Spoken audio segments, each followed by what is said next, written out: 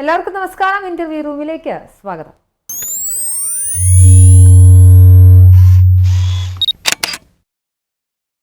Interview റൂമിൽ ഇന്ന് നമ്മുടെ കൂടെയുള്ളത് ഗോപാൽ കൃഷ്ണൻ IPS ആണ്, AIG റിട്ടയർഡ്. സാർ നമസ്കാരം. വന്ദേ മാതരം.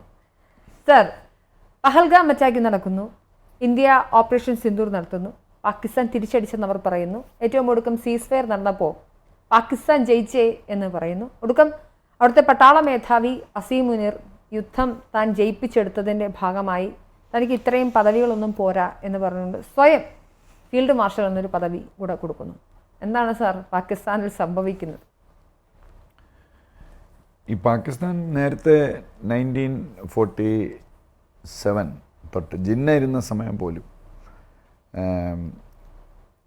മറ്റേ ഇസ്കന്ദർ മിർസ എന്ന് പറഞ്ഞ ഒരു ജനറൽ ഉണ്ടായിരുന്നു. He was a Parsi, sorry not Parsi, he was a Shia, it's not Sunni. അദ്ദേഹത്തിൻ്റെ ഖബർ പാകിസ്ഥാന് വെളിയിലാണ്. അപ്പം ഇസ്കന്ദർ മിർസയായിരുന്നു അന്ന് മിലിറ്ററി ജനറൽ. അത് കഴിഞ്ഞുള്ള എല്ലാ സബ്സിക്വൻറ്റ് വാറിലും പാകിസ്ഥാൻ പറയും ഞങ്ങളാണ് ജയിച്ചതെന്ന്, നമ്മൾ പറയും നമ്മളാണ് ജയിച്ചതെന്ന്. ആക്ച്വലി നമ്മളാണ് ജയിച്ചത്, അതിന് സംശയമൊന്നുമില്ല. നമ്മൾ ഇന്ത്യക്കാരനായതുകൊണ്ട് പറയുന്നതല്ല, ഇന്ത്യ തന്നെയാണ് ജയിച്ചത്. 90,000 സോൾജേഴ്സ് കീഴടങ്ങി നമ്മുടെ മുമ്പ് എല്ലാം വെച്ചിട്ട് കീഴടങ്ങി, അതിൻ്റെ പിക്ചറും എല്ലാം നമ്മൾ കൊടുത്തു. പക്ഷേ എന്നാലും പറയുന്നത് എന്താണ്, ഞങ്ങൾ വെസ്റ്റേൺ സെക്ടറിൽ ഞങ്ങൾ ജയിച്ചു. എന്ത് ചെയ്യാൻ പറ്റും? നമ്മളതിൽ എവിഡൻസും ഇല്ല അത് കൗണ്ടർ ചെയ്യാൻ. അപ്പോൾ ബാലാക്കോട്ട്, അപ്പോൾ ഈ 5 വാറിലും ഇപ്പം നവാസ് ഷെറീഫിൻ്റെ ഷഹബാസ് ഷെറീഫ് ഉണ്ടെങ്കിലും അവിടെ ഭരണം നിയന്ത്രിക്കുന്നത് ആർമിയാണ്. അപ്പോൾ ഈ 5 വാർ സമയത്തും ആർമി ജനറൽസാണ് പാകിസ്ഥാൻ ഭരിച്ചിരുന്നത്. they were ruling the roost. The reins of the administration was in their hands. അപ്പോൾ ബാലാക്കോട്ടിൽ നമുക്ക് ഏറ്റവും അവസാനത്തിന് തൊട്ട് മുമ്പുള്ള ബാലാക്കോട്ടിൽ നമ്മൾ ജയിച്ചു. പക്ഷേ അവർ പറഞ്ഞ് അത് സ്ഥലം മാറിപ്പോയി. ഇന്ത്യൻ എയർഫോഴ്സ് അവന്മാരെ കൊണ്ട് കുറച്ച് മരങ്ങളുടെ പുറത്ത് അത് ഇട്ടിട്ട് പോയി. അതാ ഞങ്ങൾക്ക് കുറച്ച് മരം പോയി, അല്ലാതെ വേറെ പ്രശ്നമൊന്നുമില്ല എന്ന് പറഞ്ഞ് അവർ ഇൻ്റർനാഷണൽ ജേർണലിസ്റ്റിനെയൊക്കെ അവിടെ വിളിച്ചുകൊണ്ടുവന്നു. അത് 2 ആഴ്ച കഴിഞ്ഞിട്ടാണ് വിളിച്ചുകൊണ്ടുവന്നത്, അതെല്ലാം ശരിയാക്കിയിട്ട്. അപ്പം നമുക്ക് കൗണ്ടർ ചെയ്യാനായിട്ടൊന്നും ഇല്ലാതായിപ്പോയി. പക്ഷേ ഇപ്രാവശ്യം നമ്മൾ നന്നായിട്ട് ഹോംവർക്ക് ചെയ്ത് തന്നെയാണ് ഇരിക്കുന്നത്. നമ്മൾ അവരെ ബാറ്റർ ചെയ്തു, പാകിസ്ഥാൻ ആർമിയെ ബാറ്റർ ചെയ്തു, പാകിസ്ഥാൻ സിസ്റ്റത്തെ ബാറ്റർ ചെയ്തു. എന്നിട്ട് അതിനെല്ലാം നമ്മൾ ഡോക്യുമെൻ്റ് ചെയ്തു. ഡോക്യുമെൻ്റ് എന്ന് പറഞ്ഞാൽ നമ്മുടെ ഈ ഡ്രോൺസ് ആംഡ് ഡ്രോൺസ് അല്ല, വളരെ ചീപ്പായിട്ടുള്ള ഡ്രോൺസ് പാകിസ്ഥാനിലെ ഏരിയയിലെല്ലാം പറന്ന് കംപ്ലീറ്റ് പിക്ചർ എടുത്തു കഴിഞ്ഞു. പിന്നെ നമ്മളെ ഈ റഫേലായിരുന്നാലും ബാക്കിയുള്ള എക്യുപ്മെൻറ്റ്സൊക്കെ ആയിരുന്നാലും എല്ലാം നമ്മൾ ഡിജിറ്റൽ എവിഡൻസ് ആക്കി. അപ്പോൾ അതെല്ലാം കൊണ്ടാണ് പിന്നെ പാകിസ്ഥാനിൽ അതായത് ഞാൻ മനസ്സിലാക്കിയത് ഒരു കോൺസ്റ്റലേഷൻ, 10 സാറ്റലൈറ്റ്സിൻ്റെ ഒരു കോൺസ്റ്റലേഷൻ പാകിസ്ഥാൻ്റെ മുകളിൽ എപ്പോഴും ഉണ്ടെന്നാണ് പറയുന്നത്. 10 1 2 ഇങ്ങനെ മാറി തിരിഞ്ഞ് ഇങ്ങനെ വന്നുകൊണ്ടിരിക്കും ആ ഒരു കോൺസ്റ്റലേഷൻ. ആ കോൺസ്റ്റലേഷനാണ് നമ്മുടെ നാവിക്. നമ്മൾ ഇതൊന്നും ഉപയോഗിച്ചില്ലല്ലോ, നമ്മൾ നേരത്തെ ഇത് പറഞ്ഞിട്ടുണ്ട്. നമ്മുടെ സിസ്റ്റമാണ് ഉപയോഗിച്ചത്. മറ്റേ ഗൂഗിളോ റഷ്യയുടെ ഒന്നും നമ്മൾ ഉപയോഗിച്ചില്ല. ചൈനയുടെ ബിഡു, പാകിസ്ഥാൻ അതാണ് ഉപയോഗിച്ചത്. അപ്പം നമ്മുടെ നാവിക് എന്ന് പറഞ്ഞാൽ അങ്ങനെ ഒരു സാധനം ഉള്ളത് പോലും ആർക്കും അറിഞ്ഞുകൂടാ. അത് ഈ 10 സാറ്റലൈറ്റ് വെച്ചിട്ടാണ്. അപ്പോൾ ഈ 10 സാറ്റലൈറ്റ് പാകിസ്ഥാൻ്റെ മുകളിൽ എപ്പോൾ ഉണ്ട്. അങ്ങനെ നമ്മൾ ഡിജിറ്റൽ എവിഡൻസ് ഇപ്പോഴും ആ യുദ്ധം നടക്കുമ്പോഴും യുദ്ധത്തിന് മുമ്പും നമ്മൾ കോപ്പി ചെയ്ത് ഇതെല്ലാം കൊണ്ടാണ് ശശി തരൂർ സാറിനെ പോലുള്ളവർ OIC എല്ലാം കൂടെ പോയിരിക്കുന്നത്. ഇതെല്ലാം കൊണ്ടിട്ടാണ്. അപ്പം പാകിസ്ഥാൻ എപ്പോഴും അങ്ങനെ പറയൂ, മുനീറും അങ്ങനെ എപ്പോഴും പറയും. അവരും ഇത് നേരത്തെ ഒന്ന് പ്ലാൻ ചെയ്തതാണ്. പക്ഷെ അവർ വിചാരിച്ച പോലെ നിന്നില്ല കാര്യങ്ങൾ, അതിൻ്റെ അപ്പുറം പോയി. അപ്പോൾ ഒരു റെസ്ലിംഗ് മാച്ചിൽ തറയിൽ വീണിട്ട് പറയുകയാണ്, ഇത് ഞങ്ങൾ തറയിൽ കിടന്നുകൊണ്ട് ഞാൻ ഒരു വേല കാണിച്ചാണ്, ഇത് നിങ്ങൾക്ക് അറിഞ്ഞൂടാ, ദിസ് ഈസ് ഓൾസോ ഒരു ലേറ്റസ്റ്റ് ടെക്നിക്കാണ്, ഞാനാണ് ജയിച്ചത് എന്ന് പറഞ്ഞാൽ എന്ത് ചെയ്യാൻ പറ്റും? അങ്ങനെ ആണ് പാകിസ്ഥാൻ. പക്ഷേ ഈ ഫീൽഡ് മാർഷൽ അദ്ദേഹത്തിനെ ഫീൽഡ് മാർഷലാക്കി കൊടുത്തു. ഇത് സ്പെഷ്യൽ എന്തെങ്കിലും സിഗ്നിഫിക്കൻ്റ് ആയിട്ടുള്ള ഒരു പദവിയാണോ ഈ ഫീൽഡ് മാർഷൽ എന്ന് പറയുന്നത്? ആണ് എന്ന് പറഞ്ഞാൽ ഇയാൾ ഈ മുനീർ ഇപ്പം ഞാൻ നേരത്തെ ചൈനയെ മാത്രമേ സസ്പെക്ട് ചെയ്തിട്ടുള്ളൂ. പക്ഷെ ഇപ്പം നമ്മുടെ US ഡീപ്പ് സ്റ്റേറ്റ്, ട്രംപും കശ്യപും ഇവരൊക്കെ അവിടെ അങ്ങനെ ഇരിക്കും. ഡീപ്പ് സ്റ്റേറ്റ് പഴയ പോലെ ബൈഡൻ ഇരുന്ന അല്ലെങ്കിൽ ബിൽ ക്ലിൻ്റൺ ഇരുന്ന സമയത്ത് ഒബാമ ഇരുന്ന പോലത്തെ തന്നെ അമേരിക്കയുടെ ഡീപ്പ് സ്റ്റേറ്റ് ഇന്ത്യക്കെതിരായിട്ട് വർക്ക് ചെയ്തുകൊണ്ടിരിക്കുന്നതാണ് നമ്മൾ കാണുന്നത്. അപ്പോൾ ട്രംപ് ഇടയ്ക്ക് ബഹളമൊക്കെ ഉണ്ടാക്കിയെങ്കിലും ട്രംപിന് എന്താ വേണ്ടത് അതെന്താണെന്ന് വെച്ചാൽ അവർ പ്രൊവൈഡ് ചെയ്യുന്നുണ്ട്. ഈ നമ്മുടെ ആൻറ്റി ഇന്ത്യൻ ഫോഴ്സസ് അവർ പ്രൊവൈഡ് ചെയ്യുന്നുണ്ട്. അത് രാജ്യങ്ങളാകാം, ചാരസംഘടനകളാകാം. അപ്പം നമുക്ക് ഇൻ എഫക്റ്റ് പഴയ ആ deep state, American deep state നമുക്കത് എഗൻസ്റ്റ് ആയിട്ടുള്ള അതിപ്പോഴും നന്നായിട്ട് വർക്ക് ചെയ്യുകയാണ്. അതാണ് നമ്മളിപ്പോൾ കഴിഞ്ഞ 2 ആഴ്ചയായിട്ട് കണ്ടുകൊണ്ടിരിക്കുന്നത്.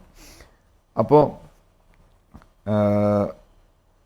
ഫീൽഡ് മാർഷൽ പദവിയും ഈ യുദ്ധവും എല്ലാം എൻ്റെ അഭിപ്രായത്തിൽ ഇവന്മാർ ഈ മുനീറും അല്ലെങ്കിൽ ISIയും ഇവരെല്ലാം കൂടെ ചേർന്ന് ഈ മേ ബി ചൈനയുടെ ഡീപ്പ് സ്റ്റേറ്റും അമേരിക്കയുടെ ഡീപ്പ് സ്റ്റേറ്റും ഒക്കെ ഇതിനകത്തുണ്ടെന്ന് സംശയിക്കേണ്ടിയിരിക്കുന്നു. അവർ ഇതനുസരിച്ച് ആ ഫൽഗാം അറ്റാക്ക് എല്ലാം അവർ ഓർക്കസ്ട്രേറ്റ് ചെയ്തതാണ്. പക്ഷേ അതിൻ്റെ ഈ കൗണ്ടർ, ഇന്ത്യയുടെ കൗണ്ടർ കുറച്ച് കൂടിപ്പോയി. ഇവന്മാർ വിചാരിച്ചത് ഔട്ട് ഓഫ് പ്രൊപ്പോർഷൻ ആയി അവന്മാർക്ക് വലിയ നാശമുണ്ടായി. എന്നാലും അവരുടെ പഴയ സ്കീം അനുസരിച്ച് ഷഹാബ് അവിടെ ഇരിക്കും, ഷെരീഫ്. എന്നിട്ട് ഇത് ആക്ച്വലി കാര്യങ്ങൾ നടത്തുന്നത് മുനീർ തന്നെയാണ്. അപ്പം മുനീറിനെ ഫീൽഡ് മാർഷലാക്കിയാൽ ഉള്ള ഗുണം എന്താണെന്ന് വെച്ച് കഴിഞ്ഞാൽ there is no retirement for a field marshal.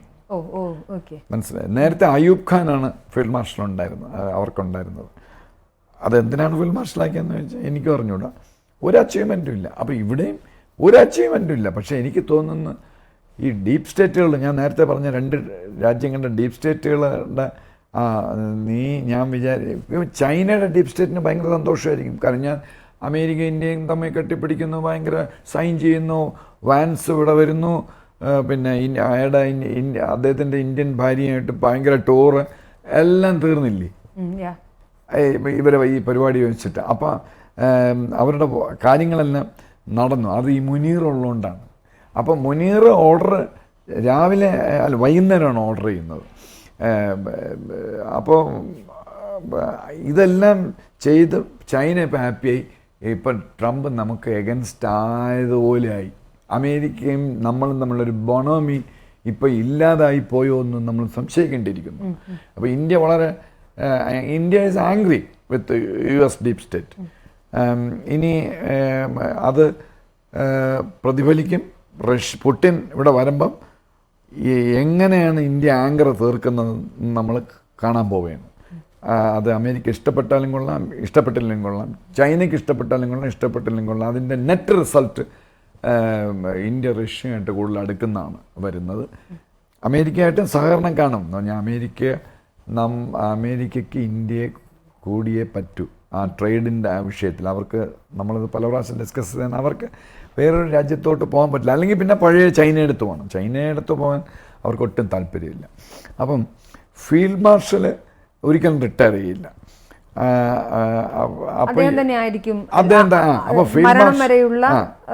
സൈനിക നേതൃത്വം അതാണ്, ആർമിയാണ് അവിടെ കൺട്രോൾ. ഫീൽഡ് മാർഷൽ ആയാൽ പിന്നെ ഒരു ആർമി ചീഫ് എന്ന രീതിയിലേക്ക് വേറൊരാൾക്ക് ആർമി ചീഫ് മാത്രമല്ല, എല്ലാ ഫോഴ്സസും, നേവൽ, എയർഫോഴ്സ് എല്ലാം, ആർമി. ഇനിയിപ്പോൾ എനിക്ക് മരണം വരെ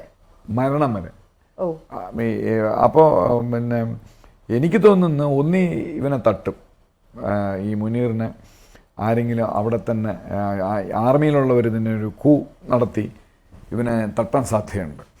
അല്ലെങ്കിൽ ഇവൻ ഈ US ഡീപ്പ് സ്റ്റേറ്റിൻ്റെയും ചൈനയുടെയും ഒക്കെ കാര്യങ്ങൾ നടത്താൻ വേണ്ടി ഇവൻ കണ്ടിന്യൂ ചെയ്യും. ഇവൻ ഞാൻ നേരത്തെ സൂചിപ്പിച്ചതുപോലെ വൂണ്ടഡ് ഹയനാണ് ഈ പാകിസ്ഥാൻ. അവർക്ക് എത്ര പ്രാവശ്യം അവരെ ബാറ്റർ ചെയ്താലും അവർ വീണ്ടും ഈ പൈസയൊക്കെ വാങ്ങിച്ചിട്ട് വെളിയിൽ നിന്ന് പൈസയൊക്കെ വാങ്ങിച്ചിട്ട് വീണ്ടും ഇന്ത്യക്ക് പണിയും. അപ്പോൾ ഇന്ത്യക്കൊരു നമുക്ക് അറിയേണ്ട കാര്യമൊന്നുമില്ല. കാര്യം നമ്മൾ വളരെ ഫാർ അഹെഡാണ്. പക്ഷെ നമുക്ക് വി കനോട്ട് ബി കംപ്ലൈസൻറ്റ്. അങ്ങനെ നമുക്ക് കിടന്നുറങ്ങാൻ പറ്റില്ല. നമ്മളെപ്പോഴും ഇവന്മാരെ ശ്രദ്ധിക്കണം. അപ്പം മുനീർ നമുക്കൊരു തലവേദനയാണ്. നേരത്തെ പറഞ്ഞ പോലെ ഇവനൊരു ബ്രെയിൻ ക്യാൻസറാണ്. നമുക്ക് ബുദ്ധിമുട്ടാണ്. നമ്മളെപ്പോഴും ശ്രദ്ധിക്കണം. ഒന്നീ ബാൽക്കനൈസ് ചെയ്യുക പാകിസ്ഥാനെ, അല്ലെങ്കിൽ ഈ മുനീറിന് പണി കൊടുക്കുക, അല്ലെങ്കിൽ അത്ര പവർഫുള്ളായിട്ടുള്ള ഒരു സിവിൽ അഡ്മിനിസ്ട്രേറ്റർ വരണം. അതാരും ഇല്ല. ഇമ്രാൻഖാന് ഉണ്ട്, അയാൾക്ക് അതിന് പവറുണ്ട്. പക്ഷേ ഇമ്രാൻഖാനെ റെഡിയായി കളഞ്ഞു. ഇമ്രാൻഖാൻ ഇനി പൊങ്ങി വരില്ല. ഇയാളെ ഒരു യൂനക്കായിട്ട് വെച്ചിരിക്കുകയാണ് ഈ ഷഹാബിനെ.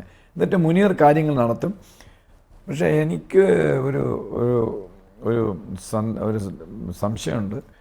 ഇയാൾ താമസിയാതെ ഇയാൾ ഷഹാബിനെ എടുത്ത് വെളികളഞ്ഞിട്ട്, അല്ലെങ്കിൽ അയാളെ തൂക്കാൻ വിധിക്കുക, എന്തെങ്കിലും ഒരു കള്ളക്കേസ് അയാളുടെ പുറത്തെടുത്തിട്ട് രാജ്യദ്രോഹം എന്നൊക്കെ പറഞ്ഞിട്ട് ബൂട്ടെ കൊന്നതുപോലെ അയാളെ റിമൂവ് ചെയ്തിട്ട് ഇയാൾ തന്നെ പാകിസ്ഥാൻ്റെ ഭരണം മൊത്തം കയ്യിലെടുക്കും എന്ന് എനിക്കൊരു സംശയമുണ്ട്. പിന്നെ വേറൊരു വലിയൊരു ബാഡ് ആസ്പെക്റ്റ് എന്ന് പറയുന്നത്, ഇയാളാണ് ഫസ്റ്റിൽ മദ്രസയിൽ പഠിച്ച് പിന്നെ ഈ എന്താ പറയുക ഫണ്ടമെൻ്റലിസം, ഇസ്ലാമിക ഫണ്ടമെൻ്റലിസം ഒക്കെ തലയിൽ കൊണ്ട് നടക്കുന്ന first army general, chief of ആർമിയാണ്. പിന്നെ ഹീ ഈസ് ദ അനദർ ഒരു ഡിസ്റ്റിങ്ഷനും കൂടെ അയാൾക്കുണ്ട്. അതായത് ഇയാൾ ആണ് the first army general who was also ISI chief. അപ്പം മോർ ഡെഡ്ലി, ഈ വിൽ ബിക്കം മോർ ഡെഡ്ലി. അപ്പോൾ നമുക്കൊരു നല്ല സമയം അല്ല. ഇയാളെ ശ്രദ്ധിക്കണം. എനിക്ക് തോന്നുന്നു ഒരു 6 മാസത്തിനകത്തോ 1 വർഷത്തിനകത്തോ വീണ്ടും നമുക്ക് പണിയാവും. നമ്മൾ പാകിസ്ഥാനെ അടിക്കേണ്ടി വരും. ഓക്കെ സർ, അങ്ങനെയാണെങ്കിൽ നമുക്ക് കഴിഞ്ഞ ദിവസം തന്നെ ചൈന പാകിസ്ഥാൻ വരുന്ന ഒരു അച്യുതണ്ട്, അതിൽ തുർക്കി ചേരുന്നു. അത് കഴിഞ്ഞപ്പോൾ അഫ്ഗാനിസ്ഥാനിലെ ഫോറിൻ മിനിസ്റ്ററുമായിട്ട് ചൈന കൈകോർക്കുന്നു. കാബൂളിൽ വെച്ച് അവരുടെ അടുത്ത മീറ്റിംഗ് വരികയാണ്. സർ, ഇന്ത്യക്ക് ശത്രുക്കൾ ഏറുകയാണല്ലോ. ശത്രുക്കൾ ഒരു വലിയ നിര ഇന്ത്യക്കെതിരെ വരുന്ന ഒരു സാഹചര്യം കൂടി, അതിനെക്കുറിച്ച് പറയാം. തൽക്കാലം അഫ്ഗാനിസ്ഥാനെ നമ്മൾ പേടിക്കേണ്ട കാര്യമില്ല. എന്ന് പറഞ്ഞാൽ നമ്മുടെ ചാണക്യ സൂത്രം പറയുന്ന പോലെ ശത്രുവിൻ്റെ ശത്രു മിത്രം. പാകിസ്ഥാൻ്റെ ശത്രുവാണ് അഫ്ഗാനിസ്ഥാൻ. ഒരിക്കലും ഈ പഷ്തൂൺ വംശക്കാർ, ഇവർ ഭൂരിപക്ഷം പഷ്തൂൺ വംശക്കാരാണ്. അവർ വേറൊരു ഒരു വംശമാണ്. അവരൊരിക്കലും ഈ പഞ്ചാബി മുസ്ലിം ഡോമിനേറ്റഡ് പാകിസ്ഥാനെ അവർ ഒരിക്കലും അംഗീകരിക്കില്ല. അപ്പം അവർക്ക് കംഫർട്ടബിൾ ഇന്ത്യയാണ് അവർക്ക് ഏറ്റവും അധികം സഹായം ചെയ്തിട്ടുള്ളത്. പിന്നെ വേറൊരു കാര്യം, ഈ ബംഗ്ലാദേശികളെ പോലെയും പാകിസ്ഥാനി പഞ്ചാബി മുസ്ലിംസിനെ പോലെയും നന്ദിയില്ലാത്തവരല്ല ഈ പഷ്തൂൺ എന്ന് പറയുന്നത്. അവർ പണ്ട് അവർ ഭയങ്കര ഫെയ്ത്ത്ഫുള്ളാണ്. ഒന്നിൽ അവർ മരിക്കും, അല്ലെങ്കിൽ അവർ സർവ് ചെയ്യും. They will be good friend. അവർ ചതിക്കില്ല എന്നാണ് മൊത്തത്തിൽ പറയുന്നത്. ഹിസ്റ്ററി അങ്ങനെയാണ് കാണിക്കുന്നത്. പിന്നെ വേറൊരു കാര്യം, അഫ്ഗാനിസ്ഥാൻ എന്ന് പറയുന്നത് ലോകത്തിലെ എല്ലാ പ്രബല ശത്രുക്കളെയും അവർ തോൽപ്പിച്ചു. റഷ്യയെ തോൽപ്പിച്ചു, അമേരിക്കയെ തോൽപ്പിച്ചു, പിന്നെ ചൈനയെ അധികം കളിക്കില്ല.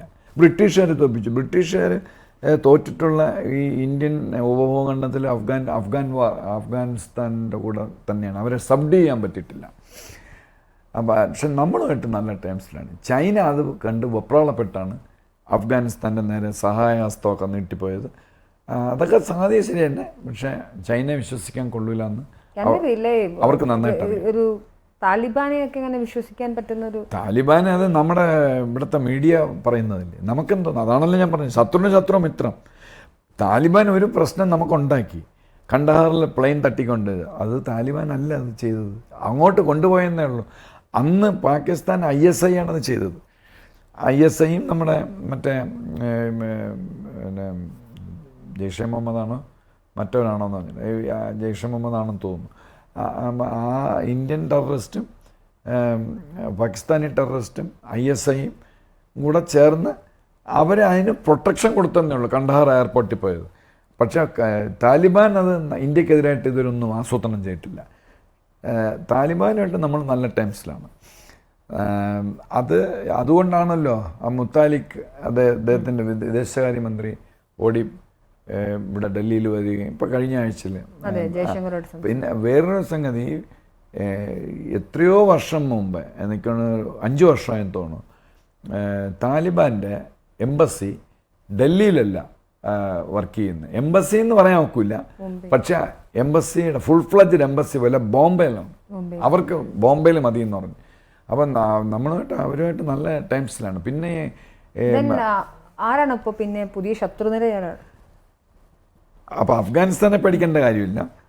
പക്ഷെ നമ്മുടെ ഈ സ്ഥിരം നമുക്ക് ശത്രുക്കളുള്ളത് അറിയപ്പെടുന്ന ഗുണ്ടകൾ എന്ന് പറയുന്ന പോലെ അറിയപ്പെടുന്ന ശത്രു എന്ന് പറയുന്നത് പാകിസ്ഥാനും ചൈനയാണ്. പക്ഷേ നമുക്ക് വേറെയും ഒരു 4-5 ശത്രുക്കൾ കൂടെ ഇപ്പം മറന്നേക്ക് പുറത്ത് വരുന്നുണ്ട്. ഒന്ന് തുർക്കി, പിന്നൊന്ന് ഖത്തർ, പിന്നൊന്ന് യു കെ പണ്ടേ നമ്മളെ പണിഞ്ഞിട്ടിരിക്കുകയാണ്. പിന്നെ അവരുടെ സോഫിസ്റ്റിക്കേഷനും അവരുടെ സോ കോൾഡ് സിവിലൈസ്ഡ് കൾച്ചർ എന്നൊക്കെ അവർ പറയും. ഏറ്റവും അധികം ലോകത്ത് ദ്രോഹിച്ചിട്ടുള്ള ഒരു രാജ്യം ഇന്ത്യയാണ്. യു കെ ആണ് നമ്മളെ ഏറ്റവും വലിയ ശത്രു. അവരെഴുതി വെച്ച ഹിസ്റ്ററിയാണ് നമ്മൾ പഠിക്കുന്നത്. അതാണ് അതിനകത്തുള്ള സങ്കടം. നമ്മുടെ കുട്ടികളും നമ്മുടെ പിതാക്കന്മാരും നമ്മളും എല്ലാം പഠിച്ചത് അവരെഴുതി വെച്ച ഹിസ്റ്ററിയാണ്. അതുപോട്ടെ, അതിലേക്ക് പോയ ഒരുപാട് ചെയ്യേണ്ടി വരും. ഇപ്പോഴും യു കെ ഇപ്പോഴും കൺസേൺഡാണ്. ഇന്ത്യയുടെ മൂവ്മെൻറ്റ്സ് ഭയങ്കര കൺസേൺഡാണ്. ഒന്നും പരസ്യമായിട്ടൊന്നും പറയില്ല. അതുകൊണ്ടല്ലേ നമ്മുടെ ഈ പിള്ളേരെ മുഴുക്കെ അവരവിടെ പിടിച്ചുകൊണ്ട് പോയി പഠിച്ച് ഡിഗ്രിയും കൊടുത്തിട്ട് പൊക്കോളാൻ പറയുന്നു. അവർക്ക് അത് ചതിയല്ലേ. എത്ര $1 million നമ്മൾ യു കെയിൽ കൊണ്ട് സ്പെൻഡ് ചെയ്ത് നമ്മുടെ കുട്ടികൾ. അപ്പോൾ അവർ ചതിയന്മാരാണ്. എനിക്ക് I hate the British deep state, not the British citizens. അപ്പോൾ ബ്രിട്ടനുണ്ട്, പിന്നെ നമ്മുടെ US-ൻ്റെ പണ്ടേ നമുക്ക് അവർ എഗൻസ്റ്റാണ്. അവർക്ക് പാകിസ്ഥാനെ മതി. ഇപ്പം നമ്മളൊരിക്കലും പ്രതീക്ഷിക്കാത്തതാണ്. ഞാൻ പാകിസ്ഥാനെ സപ്പോർട്ട് ചെയ്യും, ബംഗ്ലാദേശിന് നിങ്ങൾ എന്താണെന്ന് വെച്ചാൽ ചെയ്തു എന്നൊക്കെ പറഞ്ഞിട്ട് ഇപ്പോഴത്തെ നമ്മുടെ USA-യുടെ ഡീപ് സ്റ്റേറ്റ് നമുക്ക് എഗൻസ്റ്റായിട്ട് നിൽക്കുന്നു. അപ്പോൾ അവരും നമുക്ക് ശത്രു അഡ്വേഴ്സറി എന്നെങ്കിലും നമുക്ക് പറയേണ്ടി വരും. ചിലപ്പം നമ്മളെ കെട്ടിപ്പിടിക്കും, ചിലപ്പോൾ കുറേ സഹായങ്ങൾ ചെയ്യും. എന്നാൽ അതേസമയം ഈ പാകിസ്ഥാനെ അഴിച്ചു വിട്ടിരിക്കുക എന്നാൽ വിടുന്നത് ഈ യു കെയും മറ്റേ USA ആണ്. അപ്പം അവരുണ്ട്. അപ്പോൾ ഇവർ രണ്ടുപേരുണ്ട്, തുർക്കിയുണ്ട്, അസർബൈജാനുണ്ട്, ഖത്തറുണ്ട്. പക്ഷേ ഇതിൽ ഏറ്റവും ഭീകരൻ എന്ന് പറയുന്നത് ഖത്തറാണ് എൻ്റെ അഭിപ്രായത്തിൽ. എന്താണെന്ന് വെച്ച് കഴിഞ്ഞാൽ ഈ ഖത്തറിനെ പറ്റി കുറച്ച് കാര്യങ്ങൾ പറഞ്ഞാൽ അതിൻ്റെ ആ ഭീകരാവസ്ഥ നമുക്ക് മനസ്സിലാവുള്ളൂ. ഈ അവർക്ക് യാതൊരു നന്ദിയില്ലാത്ത അവരുടെ ഡീപ് സ്റ്റേറ്റ്. ആകെ 26 ലക്ഷം ഉള്ളൂ ജനങ്ങൾ. നമ്മുടെ തിരുവനന്തപുരവും കൊല്ലവും കൂടെ ചേർത്ത എത്ര പോപ്പുലേഷൻ അത്രയേ ഉള്ളൂ ഖത്തറിൻ്റെ മൊത്തം പോപ്പുലേഷൻ. അവരെ ഒരു നന്ദിയും സ്നേഹവും ഓർമ്മയും ഇല്ലാത്ത ഒരു ഡീപ് സ്റ്റേറ്റാണ് ഈ ഖത്തർ. ഇന്ത്യയെ കൊണ്ട് അവർക്ക് ഒരുപാട് ഉപകാരങ്ങളുണ്ട്. അത് എന്തൊക്കെയാണെന്ന് ഞാൻ പറയാം. എന്ന് പറഞ്ഞാൽ അത് പറഞ്ഞാൽ ഇവന്മാർ നമ്മളോട് ചെയ്യുന്ന ദ്രോഹം വ്യാപ്തി മനസ്സിലാവുള്ളൂ. ഈ ഖത്തർ ദോഹ എന്ന് പറഞ്ഞാൽ നമ്മുടെ ട്രിവാൻഡ്രത്തെക്കാളും ചെറുതാണ്. പിന്നെ സ്ക്വയർ കിലോമീറ്ററിൽ ട്രിവാൻഡ്രത്തെക്കാളും സൈസിൽ കുറവാണ്. പോപ്പുലേഷൻ ഏകദേശം 1.2 മറ്റാണ്. ട്രിവാൻഡ്രം അബൌട്ട് 1.6. പിന്നെ കേരളത്തിൻ്റെ 4/1 ഏകദേശം 4/1 ഖത്തർ വരുള്ളൂ അവരുടെ സൈസ്. പക്ഷേ അവരുടെ GDP ആകെ 26 ലക്ഷമേ ഉള്ളൂ. അപ്പം ഈ GDP കൂടുമ്പം പോപ്പുലേഷൻ കുറയുമ്പം ഇത് കൂടുമല്ലോ, പെർ ക്യാപിറ്റ ഇൻകം കൂടുമല്ലോ ജനങ്ങളുടെ. അപ്പം 200 ബില്യൺ ഏകദേശം $200 ബില്യൺ ആനുവൽ GDP അവരുടെ അപ്പോൾ ഇത്ര ചെറിയൊരു രാജ്യത്തിന് ഇത്രയും വലിയ Which is very GDP huge. It's a huge. അവർ ലോകത്തിലെ എൻ്റെ ഒരു ഓർമ്മ ശരിയാണെങ്കിൽ 52ാമതോ മറ്റോ ആണ് GDP പ്രകാരം. പക്ഷേ 26 ലക്ഷമല്ലേ ഉള്ളൂ. അതുകൊണ്ട് അതൊരു വലിയൊരു സംഖ്യ, വലിയൊരു ഇൻകമാണ്. പിന്നെ ഈ ഇൻകം വരുന്നത് അവർ ജനറേറ്റ് ചെയ്യുന്നത് നമ്മുടെ ഇന്ത്യയായിട്ട് കണക്റ്റഡ് ആയിട്ട് അത് എങ്ങനെയെന്ന് ചോദിച്ചു കഴിഞ്ഞാൽ അപ്പോൾ അതിങ്ങനെ ഈ 200 നമ്മളെ 4 ട്രില്യൺ ആണല്ലോ, നമ്മൾ അവരുടെ 20 ഇരട്ടിയോ മറ്റോ ആണ് നമ്മുടെ സമ്പദ് വ്യവസ്ഥ ഖത്തറിനേക്കാളും. എന്നിട്ട് ഈ ഖത്തർ എന്താ ചെയ്യുമെന്ന് പറഞ്ഞാൽ ഇതെല്ലാം കൊണ്ട് UK-ലും USA-ലും ഇൻവെസ്റ്റ് ചെയ്യണം. ഈ ഖത്തർ ഗവൺമെൻറ്റിന് ഷെയർ ഉള്ളതാണ്. ഷെയർ എന്ന് പറഞ്ഞാൽ അവർ കൺട്രോൾ ചെയ്യുന്നു. ലോകത്തിലെ Volkswagen Audi F1, not Audi കാറിലും ഉണ്ട്, മാനുഫാക്ചറിങ് ഉണ്ട്. ഓഡി F1 അതിൽ ഒരുപാട് ഇൻകം, മില്യൺസ് ഓഫ് ഡോളേഴ്സിൻ്റെ ഇതാണ്. ഈ ഫോർമുല 1 കാറോട്ട മത്സരമൊക്കെ ഉണ്ടല്ലോ, അതിൽ ഓഡി F1 ടീമിനെ സ്പോൺസർ ചെയ്യുന്നവരാണ്. ലോകത്തിലെ നമ്പർ 3 ഫുട്ബോൾ ടീമാണ് റാങ്കിങ്ങിൽ. ഇൻകത്തിൽ നമ്പർ 3 ഫ്രഞ്ച് ടീമാണ് PSG. 100% ഇവന്മാരുടെ ആണ്. ഇവർ ഓൺ ചെയ്യുകയാണ് ഖത്തർ.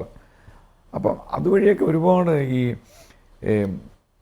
ഇൻഫ്ലുവൻസ് ഇവർക്ക് പല മേഖല. അതുകൊണ്ടാണല്ലോ ഇതൊക്കെ കയ്യിലുള്ളതുകൊണ്ടാണ് മറ്റേ വേൾഡ് കപ്പ്, ഫുട്ബോളിൻ്റെ വേൾഡ് കപ്പ് ഖത്തറിന് കിട്ടിയത്, യോഗ്യതയില്ലെങ്കിൽ പോലും. പിന്നെ ബാർക്ലേ, ലോകത്തിലെ വളരെ ഫേമസ് ആയിട്ടുള്ള റെപ്യൂട്ടഡ് ബ്രിട്ടീഷ് ബാങ്കാണ് ബാർക്ലൈസ്, അതിൽ ഷെയറുണ്ട്. പിന്നെ എന്തിനേറെ പറയുന്നു, ബ്രിട്ടീഷ് റോയൽ ആണല്ലോ എല്ലാം അവരുടെ, ഇംഗ്ലണ്ടിൻ്റെ.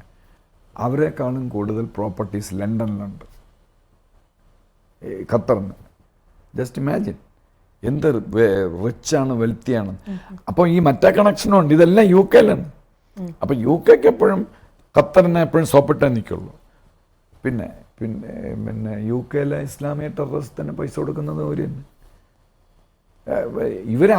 എവിടെ ഇസ്ലാമിക ടെററിസത്തിനും പൈസ കൊടുക്കും. ഇപ്പം ഇവർ പണ്ട് ഇത് സൗദി ചെയ്തുകൊണ്ടിരുന്നതാണ്. പക്ഷേ ഇദ്ദേഹം മുഹമ്മദ് ബിൻ സൽമാൻ, അദ്ദേഹം ഒരു ഡൈനാമിക് ലീഡറാണ്. അദ്ദേഹം വന്ന ശേഷം ഈ പരിപാടികളെല്ലാം നിർത്തി. കാരണം ഞാൻ ഖത്തർ പണിഞ്ഞുകൊണ്ടിരിക്കുകയാണ് സൗദിയെ, ഈ ഇസ്ലാമിക ടെററിസം മറ്റേ മറിച്ചാന്നൊക്കെ പറഞ്ഞു. എന്നിട്ട് അവിടെ ഇസ്ലാമിക ടെററിസ്റ്റിനെ ഭരണമേൽപ്പിക്കുക എന്നുള്ളതായിരുന്നു. അത് സൽമാന് മനസ്സിലായി. അങ്ങനെ ആണ് ഈ ഖത്തറിന് പണി കൊടുത്തത് 5-6 വർഷം മുമ്പ്. 22 മറ്റാണ് അത്. പിന്നെ അമേരിക്ക ഇടപെട്ട് ഇവന്മാരെ ബോയ്ക്കോട്ടൊക്കെ GCC കൺട്രീസ് ഖത്തറിനെ ഒറ്റപ്പെടുത്തിയല്ലോ. പക്ഷെ അത് ഖത്തറിന് ദോഷം ചെയ്യില്ല. കാരണം നിങ്ങൾ ബോയ്ക്കോട്ട് ചെയ്തെങ്കിൽ ഞങ്ങൾ ഇറാനുമായിട്ട് ചേർന്ന്, അങ്ങനെ ഇറാനും ടർക്കിയുമായിട്ട് ചേർന്ന് അവരുടെ ബിസിനസ്സൊക്കെ പഴയ പോലെ കൊണ്ടുപോയി. അപ്പം ഇങ്ങനെ ഈ ഖത്തറിന് പിന്നെ അവരുടെ എയർലൈൻ ഖത്തർ എയർവൈസ്, അത് 9th ബിഗസ്റ്റ് ആണ്. അത് ഇങ്ങനെ മുകളിലോട്ട് കയറിക്കൊണ്ടിരിക്കുകയാണ് റാങ്കിങ്ങിൽ, ഇൻകം അനുസരിച്ചിട്ട്. അപ്പം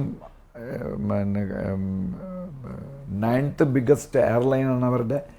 അതിൽ ഈ ഖത്തർ എയർവൈസ് ഏറ്റവും കൂടുതൽ ഇൻകം ജനറേറ്റ് ചെയ്യുന്നത് നമ്മുടെ ഇന്ത്യൻ സെക്ടറിൽ നിന്നാണ്. കാര്യം എല്ലാ കണക്ഷൻ ഫ്ലൈറ്റും അവർ യൂറോപ്പും ഓസ്ട്രേലിയ എല്ലാം, അവർക്ക് വെർജിൻ അറ്റ്ലാന്റിക് ഓസ്ട്രേലിയ അവരുമായിട്ട് ഷെയറുണ്ട്.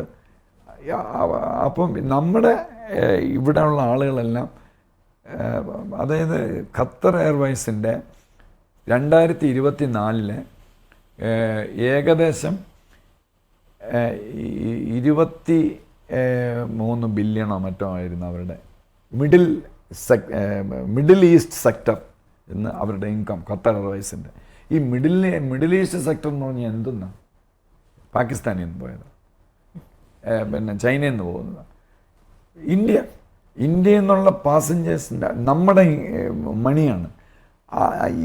അവർ 2024 22-21 ബില്യൺ അവർ ഇൻകം ജനറേറ്റ് ചെയ്തു. അതിൽ 2 ബില്യൺ പ്രോഫിറ്റാണ്, 2 ബില്യൺ പ്രോഫിറ്റ്. അതേസമയം നമ്മുടെ ഇന്ത്യയിൽ 2 സാധനമുണ്ട്, എയർ ഇന്ത്യയും ഇൻഡിഗോയും. ഇൻഡിഗോ എയർ ഇന്ത്യയും കൂടെ കൂട്ടിയാൽ പ്രോഫിറ്റ്, എയർ ഇന്ത്യ ലോസാണ്, 500 crore ലോസാണ്. ഇൻഡിഗോ ചെറിയൊരു ലാഭമുണ്ട്. പക്ഷേ ടർക്കിഷ് എയർലൈൻക്കും ഖത്തർ എയർവേസിനും ഈ മിഡിൽ ഈസ്റ്റ് സെക്ടറിൽ നിന്നും ഇന്ത്യയിൽ നിന്നും അടിച്ചുകൊണ്ട് പോകുന്ന പൈസ എല്ലാം കൂടെ ബില്യൺസ് വരും. അതേസമയം ഇൻഡിഗോയും നമ്മുടെ എയർ ഇന്ത്യയും കൂടെ കമ്പൈൻ ചെയ്ത് കഴിഞ്ഞാൽ കഷ്ടിച്ച് ലാഭമില്ല, എന്നാലും കഷ്ടിച്ച് 1.2 ബില്യൺ ഡോളേഴ്സ് നമ്മുടെ ഇന്ത്യൻ 2 എണ്ണത്തിന്, ഇന്ത്യക്കാണല്ലോ ഏറ്റവും വലിയ, ഇന്ത്യയും എയർ ഇന്ത്യയും. അതേസമയം ഖത്തറിൻ്റെ 2 ബില്യൺ, ടർക്കിഷ് എയർലൈൻസിൻ്റെ, നമ്മുടെ ശത്രുവാണല്ലോ ടർക്കിഷ് എയർലൈൻസിൻ്റെ 3 ബില്യണാണ്. ഇവരുടെ എല്ലാം റൂബി എന്ന് പറയുന്നത് ഇന്ത്യൻ സെക്ടറാണ്. ഈ ഇന്ത്യയിലെ പാസഞ്ചേഴ്സ് ഇല്ലെങ്കിൽ ഇവന്മാർക്ക് ബിസിനസ് ഇല്ല. പിന്നെ ഈ ഖത്തർ എയർവൈസ് ഒരു 350 ഏകദേശം, ഇതൊന്നും കണക്കുകൾ കിട്ടാൻ ഭയങ്കര ബുദ്ധിമുട്ടാണ്. ഇവന്മാരൊന്നും ഈ ഖത്തർ എയർവൈസിൻ്റെ ടർക്കിഷ് എയർലൈൻസിൻ്റെ നമ്മൾ എവിടെയെങ്കിലും പോയി നോക്കിക്കഴിഞ്ഞാൽ എത്രയാണ് അവരുടെ റവന്യൂ എന്നോ അവരുടെ പ്രോഫിറ്റ് എന്നോ ഒരിക്കലും ഒരിടത്ത് കാണിക്കില്ല. അതൊരു ഒരു തന്ത്രമാണ്. അറിയാൻ ഭയങ്കര ബുദ്ധിമുട്ടാണ്. ഞാൻ വേറെ പല സോഴ്സ് വഴി കിട്ടിയതാണ് എനിക്ക് ഈ ഫിഗേഴ്സൊക്കെ. അപ്പം ഈ 350 ബില്യൺ ഡോളേഴ്സിനുള്ള എയർക്രാഫ്റ്റ്, ഏകദേശം 210 220, ഇറ്റ് വേരീസ്, ചിലർ പറയുന്നത് 300, 200 സംതിങ് എയർക്രാഫ്റ്റ്സ്. അതായത് ലോകത്തിലെ ഏറ്റവും വലിയ എയർക്രാഫ്റ്റ് A380 ആണ്, അത് ഫ്രാൻസിൻ്റെയാണ്. അത് കുറേ എണ്ണം ചോദിച്ചിട്ടുണ്ട്, 40 എണ്ണം ചോദിച്ചിട്ടുണ്ട്. A380 അതായത് ഫ്യൂച്ചറിസ്റ്റിക് ആയിട്ടുള്ള പർപ്പസിനാണ് ഖത്തർ എയർവേസ് ഓർഡർ ചെയ്തിരിക്കുന്നത്. ടർക്കിഷ് എയർലൈൻസും ഇതുപോലെ ഓർഡർ ചെയ്തിട്ടുണ്ട്. പിന്നെ ഉള്ളത് 777 ബോയിങ്ങിൻ്റെ, അതിപ്പം ട്രംപ് പോയപ്പോൾ എനിക്കൊന്ന് ഫൈനലൈസ് ചെയ്യുന്നു. 777 എന്ന് പറയുന്നത് സെക്കൻഡ് ലാർജസ്റ്റ് എയർക്രാഫ്റ്റാണ്, പാസഞ്ചർ എയർക്രാഫ്റ്റ്. അത് അവന്മാർ കുറേ ഓർഡർ ചെയ്തു. ഇതെല്ലാം എന്ത് കണ്ടിട്ടാണ് അവന്മാർ ഓർഡർ ചെയ്യണം? നമ്മളെ കണ്ടിട്ട്, നമ്മുടെ ഇന്ത്യൻ പാസഞ്ചേഴ്സിനെ കണ്ട. നമ്മുടെ പാസഞ്ചേഴ്സ് പോണത് അവർക്ക് വലിയൊരു ഇൻകമാണ്. അപ്പം നമ്മുടെ ഖത്തറിന് നമ്മൾ നമ്മുടെ എയർലൈൻ ട്രാഫിക് അതൊരു വലിയ ഇൻഡസ്ട്രിയാണ്. അതുവഴി അവർക്ക് ഒരുപാട് പൈസ കിട്ടുന്നുണ്ട്. അവരുടെ പ്രോഫിറ്റിൽ തന്നെ ഞാൻ പറഞ്ഞില്ലേ, ഖത്തറിൻ്റെ 2 ബില്യൺ ഡോളേഴ്സിൽ ഇന്ത്യയിൽ നിന്ന് എത്ര കൊണ്ടുപോകുന്നെന്ന് എനിക്കറിഞ്ഞൂടെ. എനിക്കൊന്ന് may be minimum 1 billion dollars എങ്കിലും പ്രോഫിറ്റ് 2024 എല്ലാ വർഷവും അവർ അഴിച്ചു മാറ്റി കൊണ്ടുപോകുന്നുണ്ട്. അതായത് ഇന്ത്യൻ പൈസ. അതിൻ്റെ കൂട്ടത്തിൽ ഈ ടർക്കിഷ് എയർലൈൻ ഇവരുടെ തൊട്ട് മുകളിലാണ്, ചേട്ടനാണ്. ടർക്കിഷ് എയർലൈനും ഖത്തർ എയർവേസും പിന്നെ നമ്മുടെ ഇൻഡിഗോയൊക്കെ ചേർന്ന് അങ്ങോട്ടും ഇങ്ങോട്ടുമൊക്കെ അഡ്ജസ്റ്റ്മെൻറ്റും സഹകരണമൊക്കെ ഉണ്ട്. Turkish airline 5th largest airline കമ്പനിയാണ്. അവരുടെയും പൈസ കിട്ടുന്നത് നമ്മുടെ ഇന്ത്യൻ, നമ്മുടെ പോപ്പുലേഷൻ ഹ്യൂജ് അല്ലേ, അപ്പോൾ ഒരുപാട് പൈസ ഇവിടെ നിന്ന് ജനറേറ്റ് ചെയ്യുന്നുണ്ട്. പിന്നെ ഖത്തർ ലോകത്തിലെ 3rd ബിഗസ്റ്റ് LNG പ്രൊഡ്യൂസർ, എക്സ്പോർട്ടറാണ്, നോട്ട് പ്രൊഡ്യൂസർ, എക്സ്പോർട്ടറാണ് LNG. നമ്മൾ തന്നെ 2048 വരെ ഈ ഖത്തറുമായിട്ട് നമ്മൾ ഡീല് വെച്ചിരിക്കുകയാണ് LNG നമുക്ക് തരാനായിട്ട്. 2024 മാത്രം നമ്മൾ 6 ബില്യൺ എന്നൊക്കെ പറഞ്ഞ ഹ്യൂജ് എമൗണ്ടാണ്. എനിക്കത് എങ്ങനെ ലാക്സിൽ പറയാൻ എനിക്ക് അറിഞ്ഞുകൂടാ, ക്രോഴ്സ് പറയാൻ അറിഞ്ഞുകൂടാ, കാൽക്കുലേറ്റർ വെച്ച് അടിച്ചു നോക്കണം. 6 ബില്യൺ ഡോളേഴ്സിനുള്ള LNG നമ്മൾ ഖത്തറിൻ്റെ നമ്മൾ വാങ്ങിക്കഴിഞ്ഞു. അപ്പം എന്തുമാത്രം പൈസ ഇന്ത്യക്കാർ അവർക്ക് കൊടുക്കുന്നുള്ളതാണ്. പിന്നെ അവരിപ്പോൾ 3rd ലാർജസ്റ്റാണ്. അവരുടെ നല്ല സമയത്ത് ഈ റഷ്യയിൽ ഉക്രൈൻ വാർ വന്നപ്പോൾ സാങ്ഷൻ വന്നപ്പോൾ റഷ്യയുടെ LNG ആർക്കും വേണ്ടതായി. നമ്മൾ ഓയിൽ വാങ്ങി, പക്ഷേ LNG എനിക്കൊന്ന് അന്നത്തെ ഡീപ് സ്റ്റേറ്റായ അമേരിക്കയും ഈ ഖത്തറിനെയൊക്കെ സന്തോഷിപ്പിക്കാൻ വേണ്ടി നമ്മൾ 2024 ഇന്ത്യ 2nd ലാർജസ്റ്റ് ബയറായിരുന്നു LNG ഖത്തറിൻ്റെ. ഈ ടർക്കിയും ഇങ്ങനെ തന്നെയാണ്. ഇങ്ങനെ ചെയ്തിരിക്കുന്നത്. നമ്മുടെ ഇന്ത്യയിൽ നിന്ന് പല വിധത്തിൽ എയർലൈൻ വഴിയായിരുന്നാലും പിന്നെ ഇവിടെ 9 എയർപോർട്ടിലോ മറ്റോ അവർ ടർക്കിഷ് കമ്പനി ഫങ്ഷൻ ചെയ്യുന്നതാണ് പറയുന്നത്. പിന്നെ ആപ്പിള്, ഫ്രൂട്ട്സ്, ഡ്രൈ ഫ്രൂട്ട്സ്, മറിച്ചത് ഒരുപാട് പരിപാടികൾ. ഈ 1.4 ബില്യൺ ആണിത്. ഇത് അമേരിക്ക അല്ലെങ്കിൽ റഷ്യ ഒന്നുമല്ല, ഇറ്റ്സ് എ ഹ്യൂജ് മാർക്കറ്റ്. അപ്പോൾ ഈ ടർക്കിഷുകാരും ഈ ഖത്തറുകാരും ഒക്കെ ഒരുപാട് പൈസ ഈ ജനറേറ്റ് ചെയ്ത് നമ്മുടെ ആളുകളിൽ നിന്ന് തപ്പിക്കൊണ്ട് പോയിട്ട് ഈ ഒരു കാരണവശാലും നമുക്ക് ഇന്ത്യക്കെതിരായിട്ട് ഒരു വർക്ക് ചെയ്യാൻ പാടില്ല. അപ്പോൾ ഇവർ മച്ചാനുമാണ്. ടർക്കിയും ഈ ഖത്തറും തമ്മിൽ. ഖത്തറിൻ്റെ ഇഷ്ടംപോലെ പൈസ ഉണ്ടല്ലോ. ഇവന്മാരെന്താ ചെയ്യുന്നു പറഞ്ഞാൽ ഒരു ടർക്കിഷ് ആവറേജ് പ്രൈസാണ് ഞാൻ പറയുന്നത്. ഏകദേശം 150 കോടി രൂപയാണ് ഒരു മിലിറ്ററി ഡ്രോൺ, ഒരു ടർക്കിഷ്. അത് പല 214 കോടിയുടെ ഉണ്ട്. അപ്പോൾ അങ്ങനെയുള്ള ഒരു എയർക്രാഫ്റ്റിനേക്കാൾ എത്രയോ ചീപ്പാണ്. അപ്പോൾ 150 കോടി രൂപയുടെ ഒരു പിന്നെ അങ്ങനെയുള്ള ഏകദേശം 700 ഡ്രോൺസ്, ടർക്കിഷ് ഡ്രോൺസ് ആണ് പാകിസ്ഥാൻ വാങ്ങിയത്. നമ്മളെ ഇവിടെ 700 എണ്ണം കൊണ്ടുവന്നെന്ന് തോന്നുന്നു. കൊണ്ടുവന്നെല്ലാം ഇടിച്ച് തകർന്ന് ആകാശ് മിസൈൽ അടിച്ച് കളഞ്ഞു. അതെങ്ങനെ, how can Qatar do this? ഇത്രയും ഉപകാരമുള്ള, ഇത്രയും ഇൻകം ജനറേറ്റ് ചെയ്യുന്ന 2048 വരെ ഇന്ത്യ, പാകിസ്ഥാനാണോ ഈ ഇൻകം അവർക്ക് ജനറേറ്റ് ചെയ്തത്? പാകിസ്ഥാൻ എന്ത് ഇൻകമാണ്, എന്ത് പ്രോഫിറ്റാണ് ഈ ഖത്തറിനും ടർക്കിക്കും കൊടുത്തത്? ഒന്നും കൊടുത്തിട്ടില്ല. ഈവൻ ഡ്രോൺ വാങ്ങിച്ചത് പോലും അത് ഗോവി അടിച്ചാൽ മതി, ഖത്തറിന് തിരിച്ച് പൈസ ഒന്നും കൊടുക്കില്ല. ഇവരെ ഇല്ലല്ലോ കൊടുക്കാൻ.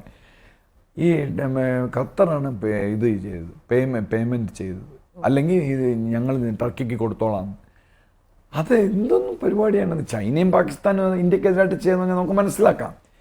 ഇവർ ഇങ്ങനെയൊക്കെ ഇന്ത്യയെ കൊണ്ട് ഉപകാരമുള്ളതല്ലേ? അപ്പം ഇതിനെപ്പറ്റി ആലോചിക്കേണ്ടവർ സീരിയസ് ആയിട്ട് ആലോചിക്കേണ്ടതാണ്. ഇപ്പോൾ PM ആയിരുന്നാലും നമ്മളിവിടെ ഇരുന്ന് ഇങ്ങനെയൊക്കെ പറയുന്നു. അവർക്ക് PM-നും നമ്മുടെ ജയശങ്കർജിക്കും നമ്മുടെ ഡിഫൻസ് മിനിസ്റ്റർക്കും അജിത് ഡോവൽജിക്കും ഒക്കെ ഇതിനെപ്പറ്റി കൂടുതൽ ഐഡിയ കാണും. ഞാൻ ഈ പറഞ്ഞ അതൊന്നും അവർക്കൊന്നും ഒന്ന് പരസ്യമായിട്ട് പറയാൻ നോക്കുള്ളൂ. പക്ഷേ ഇവന്മാരുടെ ഈ പരിപാടി നിർത്തണം. It's high time to stop the criminal enterprising of Turkey and Qatar having looted all the money from India. നമ്മളൊരു വലിയ ഇൻകം ജനറേറ്റിംഗ് കൺട്രിയാണ്. എന്നിട്ട് നമുക്കിട്ട് പണിയാം. ഒന്ന് ആലോചിച്ച് നോക്കി, എന്താണ് ഇവരുടെ ചേതോവികാരം? ഈ നമ്മൾ ടർക്കിക്ക് എന്ത് ഉപദ്രവമാണ് ചെയ്തത് അന്തർദേശീയമായി? ഖത്തറിന് എന്ത് ഉപദ്രവമാണ് ചെയ്തത്? കുറച്ച് ആളുകൾ അവിടെ ജോലി ചെയ്യുന്നെന്ന് പറഞ്ഞ് ഇങ്ങനെ എക്സ്ട്രോഷൻ നടത്താമോ? അവരെ അവിടെ നിർത്തി ഈ കത്തിമുനയിൽ ഓരോ കാര്യങ്ങൾ ചെയ്യിക്കുന്നു എന്ന് പറഞ്ഞുകൊണ്ടാണ് ഖത്തർ ചെയ്യുന്നത്. അതിൻ്റെ കൂട്ടത്തിൽ പാകിസ്ഥാൻ്റെ നുണ കെട്ടിട്ട് ഇന്ത്യയിലെ ഡെക്കറേറ്റഡ് ആയിട്ടുള്ള നേവൽ പേഴ്സണൽസ് അവിടെ ഇറ്റാലിയൻ സബ്മറൈൻ ഇവന്മാർക്ക് ഓടിക്കാനൊന്നും അറിഞ്ഞൂടല്ലോ ഈ ഖത്തറിന്. ഇപ്പോഴും പറഞ്ഞിട്ട് അന്ന് പറഞ്ഞിട്ട് അതിനി ഒരിക്കലും ഇതൊന്നും ഓടിക്കാനും പറ്റില്ല. ഇവന്മാരിൽ ബുദ്ധിയുള്ളവരാണ് പാകിസ്ഥാന് പോലും ടെക്നോളജിക്കലി ഇൻഫീരിയർ ആയി പോയിട്ടാണല്ലോ അവർ ഈ വാർ തോറ്റുപോയത്.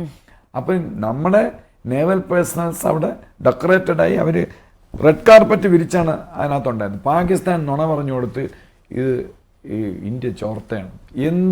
Italian submarine is not renowned submarine technology. ഈ ഖത്തറിന് ഇറ്റാലിയൻ സബ്മറൈൻ എന്തിനാണ് ഖത്തറിന്? സൗദിക്ക് പണിയാണ്. വേറെ അവരുടെ ശത്രു സൗദിയാണ്. അതൊക്കെ നമ്മൾ കൂട്ടി വായിക്കണം. അപ്പം നമ്മുടെ സബ്മറൈൻ പിടിച്ചിട്ട് ലോകത്തൊടത്തും കേട്ടില്ലാത്ത ഹാങ് ചെയ്യാൻ വിധിക്കുക ഈ ഖത്തർ. പിന്നെ നമ്മൾ പണി കൊടുത്തപ്പോഴാണ് അവരെ വിട്ടത്. പക്ഷേ ഈ ട്രംപ് വന്ന സമയത്ത് ഖത്തറിനെ മിരട്ടി, ഞങ്ങൾ എയർബേസ് ക്ലോസ് ചെയ്യാൻ പോകണം. 1,00,000 ചില്ലുവാനും അമേരിക്കൻ സോൾജേഴ്സ് അവിടെ ഉണ്ട്. ഖത്തർ നേവൽ ബേസിലുണ്ട്. എയർബേസും നേവൽ ബേസും എല്ലാം കൂടെ ഉണ്ട്. പിന്നെ ഏകദേശം 700 US F-16 മറിച്ചത് F-35 എല്ലാം അവിടെ പാർക്ക് ചെയ്യുന്നുണ്ട്. അപ്പോൾ അത് ക്ലോസ് ചെയ്യുമെന്ന് പറഞ്ഞപ്പോൾ അമീർ പേടിച്ചു. ഉടനെ അമീർ അന്തമിട്ട് എന്തോ അയാളുടെ അഡ്വൈസേഴ്സിൻ്റെ അടുത്ത് എത്തിയില്ല എന്നോ അങ്ങനെ എന്തെങ്കിലും ആയിരിക്കും. അമീർ പേടിച്ച് ഓടി ഇന്ത്യയിലോട്ട് വന്നു. എന്ന് പറഞ്ഞാൽ അമേരിക്കക്കാർ പോവുകയാണെങ്കിൽ നിങ്ങളെങ്കിലും അവിടെ വന്നില്ലെങ്കിൽ ഞങ്ങളുടെ കാര്യം പോക്കാണ്, ഈ സൗദി എല്ലാം കൂടെ ഞങ്ങളെ കയറി പണിയും എന്ന് പറഞ്ഞ് ഇവിടെ വന്ന് ഞാൻ കഴിഞ്ഞ എപ്പിസോഡിൽ പറഞ്ഞ പോലെ നമ്മൾ വളരെ മാന്യമായിട്ട് അവിടുത്തെ പെരുമാറി.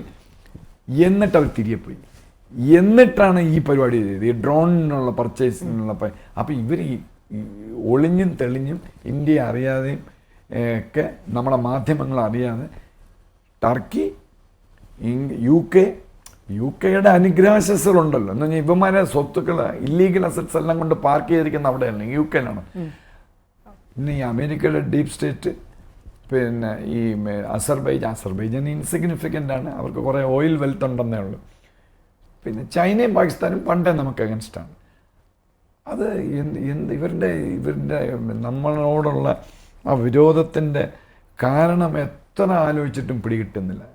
ഈ ഖത്തറിനും ഈ ടർക്കിക്കും അല്ല, അത് മേ ബി അതായിരിക്കാം. പിന്നെ നമ്മുടെ ജനങ്ങളുടെ ഇടയിൽ, നമ്മളിവിടുത്തെ കോമൺ മാൻ്റെ ഇടയിലുള്ള, നമ്മുടെ സൊസൈറ്റിയുടെ ഇടയിലുള്ള ഷിയർ ജലസാണ്.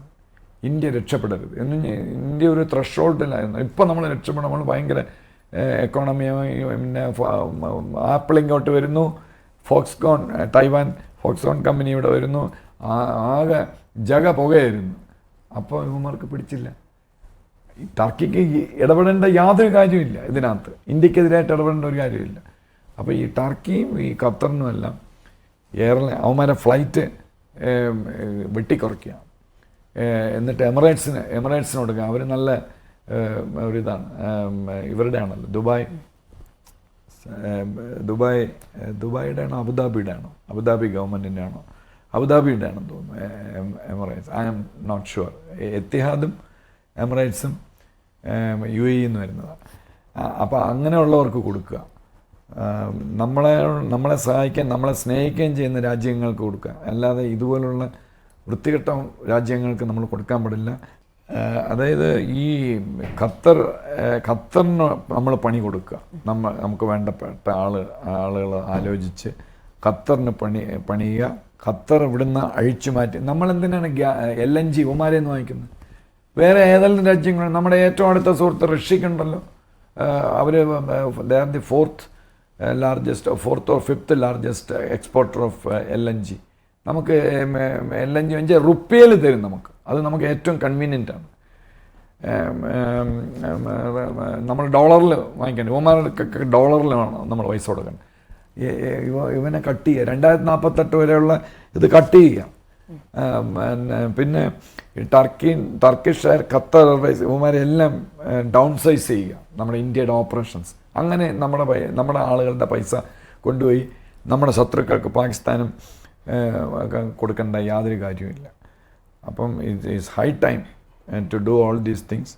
ഈ ഖത്തർ ഇത്ര ഒരു ഇൻസിഗ്നിഫിക്കൻ്റ് ആയ ഒരു രാജ്യമായിട്ട് പോലും, മിനിസ്ക്യൂളാണ്, എങ്കിട്ട് പോലും നമുക്ക് ഇവരുടെ ഒരുപാട് പൈസ ഉണ്ടെന്നുള്ള അഹങ്കാരം വെച്ചിട്ട് നമ്മളെ ഇവർ കിട്ടുന്ന സമയത്ത് ഉപദ്രവിക്കുകയാണ്. അതിൻ്റെ ബെസ്റ്റ് ഉദാഹരണം ഈ ഡ്രോൺ പർച്ചേസ്. പിന്നെ അല്ലാതെ വേറെ രീതിയിലൊക്കെ ഇവർ ഇവിടെ ഇപ്പോൾ സൗദി കട്ട് ചെയ്തു, UAE കട്ട് ചെയ്തു. ഇവിടെ ഇസ്ലാമിക് ടെററിസ്റ്റുകൾക്ക് പൈസ ഒന്നും വരുന്നില്ല. കുറച്ച് നാളായി, 5 വർഷമായി. ഇവിടെ എല്ലാം ഖത്തർ ഇടപെടുന്നുള്ളതിന് ഒരു സംശയവും വേണ്ട. It's on the wall. അപ്പം അതുകൊണ്ട് ഒരു ഡ്രാസ്റ്റിക്കായിട്ടുള്ള കൂലങ്കഷമായിട്ട് ഉള്ള നടപടിയെടുത്ത് ഈ യുവമാർക്ക് പണി കൊടുക്കണമെന്നാണ് എൻ്റെ ഒരു മനസ്സിലെ ഒരാഗ്രഹം. തീർച്ചയായിട്ടും. എന്തായാലും പഹൽഗാം അറ്റാക്കോടുകൂടി ഇന്ത്യയുടെ ശത്രുക്കൾ ആരെന്ന കാലത്തിൽ ഇപ്പോൾ ഒരു പൂർണ്ണ ചിത്രം വന്നിരിക്കുകയാണ്. ഖത്തർ അടക്കമുള്ള രാഷ്ട്രങ്ങൾ കളിക്കുന്ന ഈ കളി വലിയ തീക്കളിയാണ്. ഇന്ത്യ അത് ഐഡൻറ്റിഫൈ ചെയ്യുകയും അതിനുള്ള പരിഹാരങ്ങൾ ഉണ്ടാക്കുകയും ചെയ്യുമെന്ന് തന്നെ നമുക്ക് പ്രതീക്ഷിക്കാം. ഒരുപാട് നന്ദി സാർ, മറുനാടോട് സംസാരിച്ചു. Thank you so much. നന്ദി. വന്ദേ മാതരം.